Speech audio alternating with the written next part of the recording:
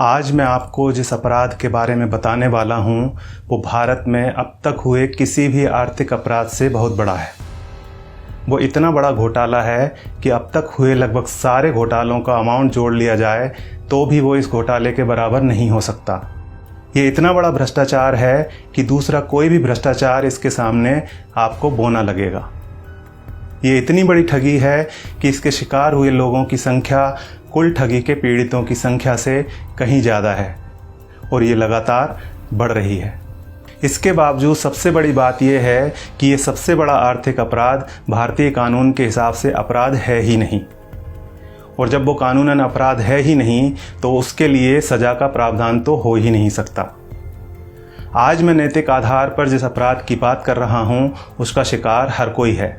मैं भी उसका शिकार हुआ हूँ और आप भी कभी ना कभी उसका शिकार जरूर हुए होंगे। और अभी तक जो लोग इससे बचे हुए हैं बहुत भाग्यशाली हैं, लेकिन भविष्य में भी ऐसा ही हो नहीं कहा जा सकता।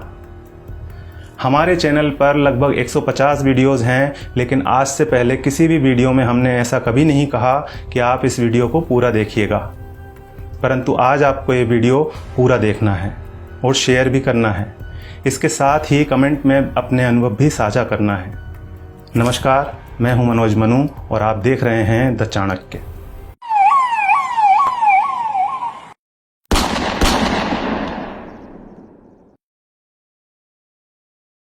जब हम खुले बाजार से कोई चीज़ खरीदते हैं तो मोल भाव करते हैं।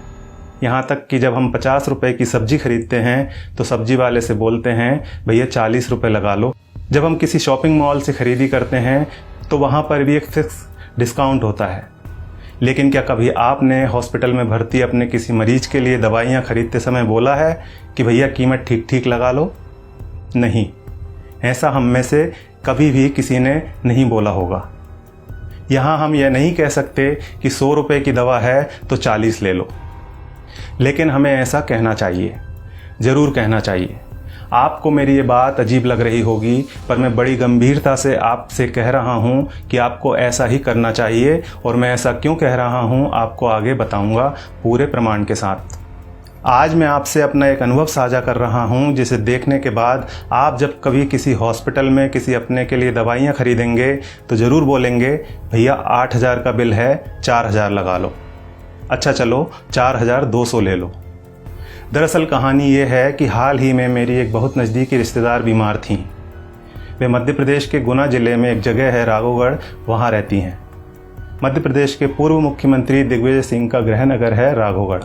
महामारी के चलते उन्हें बाहर ले जाना खतरनाक हो सकता था, इसलिए पिछले 3 महीनों से उनका इलाज गुना में ही चल रहा था, लेकिन आराम नहीं हुआ।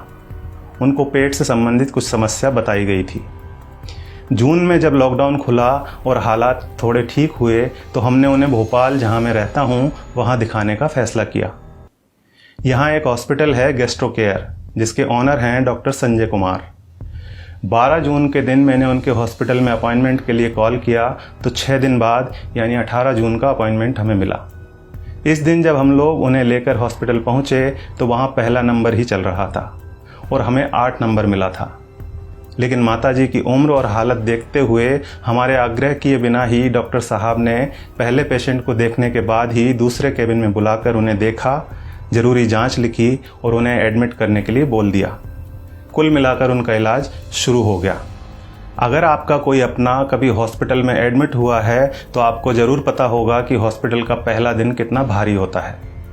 एक तो हमारा अपना कोई पीड़ा में होता है इसलिए, और दूसरा यह है कि इस दिन पैसा पानी की तरह बहाना पड़ता है। हम सब जानते हैं कि पैसा कमाना कितना मुश्किल है। जब हम कोई काम धंधा करते हैं या जॉब करते हैं तो कितना मुश्किल होता है पैसा हाथ में आना, लेकिन हॉस्पिटल में वही मुश्किल से कमाया हुआ पैसा हाथ से बालू की तरह निकल जाता है। फिर भी हम सभी अस्पताल में जितना पैसा मांगा जाता है खर्च करते हैं। अगर किसी के पास पैसा नहीं होता तो वो उधार लेता है, लेकिन इलाज तो करवाता ही है। अस्पताल में पहले दिन ही सबसे ज़्यादा टेस्ट होते हैं, कुछ सर्जिकल आइटम्स भी खरीदे जाते हैं। इसी दिन सबसे ज़्यादा दवाइयाँ लिखी जाती हैं। हॉस्पिटल में कुछ पैसा एडवांस के तौर पर भी जमा किया जाता है। हमने भी वही सब किया, हमें भी दवाइयाँ लाने के लिए कहा गया। आजकल हर हॉस्पिटल का अपना मेडिकल स्टोर होता है, सो यहाँ भी था। हमने दवा ली और हमारा जो पहला बिल बना वह था 8,369 रुपये का। हमने अपनी जेब से इतने रुपए निकाले और देना चाहा तो पता चला कि हमें तो सिर्फ 4,620 रुपये ही देना है। क्या आपके साथ ऐसा कभी हुआ है कि आपने 8,300 रुपये की दवाइयाँ खरीदी हों और किसी अस्पताल ने आपको 4,600 रुपये ही लिए हों? शायद नहीं। हमारे साथ भी पहले ऐसा कभी नहीं हुआ था। अब यह बिल देखिए, दवाओं की कुल कीमत है 8,369 रुपये, जिसके नीचे लिखा है डिस्काउंट 3,748 रुपये। नेट अमाउंट है 4,600 रुपये, जिसका भुगतान हमें करने के लिए कहा गया। ऐसे हमारे पास और भी कई बिल हैं। हमने 5 दिन एडमिट रहने के दौरान वहाँ से कई बार दवाइयाँ खरीदी और हर बिल पर हमें ये छूट मिली। सबसे बड़ी बात यह थी कि ये डिस्काउंट हमें मांगने पर नहीं मिला था, यह बिना मांगे हमारे बिना आग्रह किए पूरे सम्मान के साथ हमें दिया गया था, क्योंकि ये डिस्काउंट वहाँ उनके बिलिंग सॉफ्टवेयर में ही फीड कर दिया गया है। और आप यह जानकर हैरान होंगे कि डिस्काउंट का प्रतिशत 2, 4 या 10% नहीं है, यह बहुत ज़्यादा है। कुछ सर्जिकल और इंजेक्टेबल में डिस्काउंट 91% यानी 91% तक हैं, और जितने भी पेशेंट वहाँ एडमिट हैं सबको इसका लाभ मिल रहा है। अब आपके मन में सवाल उठ रहा होगा कि ऐसा क्यों? हम भी यही सोच रहे थे कि आखिर ऐसा क्यों। तो हमने डॉक्टर साहब से सीधे पूछ लिया, क्योंकि इसका जवाब तो वही दे सकते थे। फिर उन्होंने हमें बताया कि क्यों उनके अस्पताल में इतना डिस्काउंट दिया जाता है। उन्होंने हमें समझाया कि MRP का खेल क्या होता है। एक उदाहरण के तौर पर उन्होंने बताया कि एक इंजेक्शन 270 रुपये का आता है और उस पर MRP आती है 1,000 रुपये। उन्होंने कहा कि मेरा मन नहीं माना कि मैं 270 रुपये का वह इंजेक्शन अपने पेशेंट को 1,000 रुपये में बेच दूँ। मैं डॉक्टर हूँ, मुझे अपनी फ़ीस और मेरे हॉस्पिटल की दूसरी सेवाओं का चार्ज मरीज से लेना है। 270 रुपये का इंजेक्शन 1,000 में नहीं बेचना। ये बात तो हुई डॉक्टर संजय कुमार के नैतिक मूल्यों की। अब यहाँ सवाल ये है कि दूसरे ज़्यादातर अस्पतालों के मालिकों ने क्या अपना ज़मीर बेच दिया है? बेबी गैस्ट्रो केयर अस्पताल के डॉक्टर संजय कुमार की तरह ये क्यों नहीं कहते कि हमें भी अपनी सर्विसेज का पैसा ही मरीज से लेना है? वे क्यों नहीं कहते कि 270 रुपये का इंजेक्शन 1,000 में हम नहीं बेचेंगे? दूसरा सवाल ये है कि आखिर दवा कंपनियों द्वारा इतनी MRP लिखी ही क्यों जा रही है? इनको किसने अधिकार दिया है दवाओं पर इतनी ज़्यादा MRP लिखने का?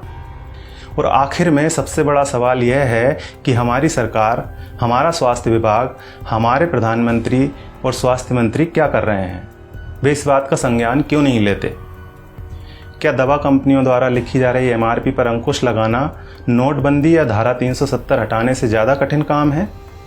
क्या इसे व्यवहार में लाना GST लागू करने से ज़्यादा मुश्किल है? अगर नहीं तो फिर क्यों दवा कंपनियों को इतनी छूट दे रखी है?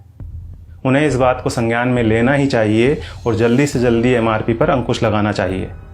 जब तक ऐसा नहीं होता है तब तक आपको और हमें अपनी आवाज़ उठानी ही पड़ेगी, और ये इतना मुश्किल भी नहीं है। हम सबको बस इतना करना है कि अगर 270 रुपये का इंजेक्शन हमें 1,000 रुपये में दिया जा रहा है तो हमें कहना है भैया 300 लगा लो, चलो भैया 400 ले लेना।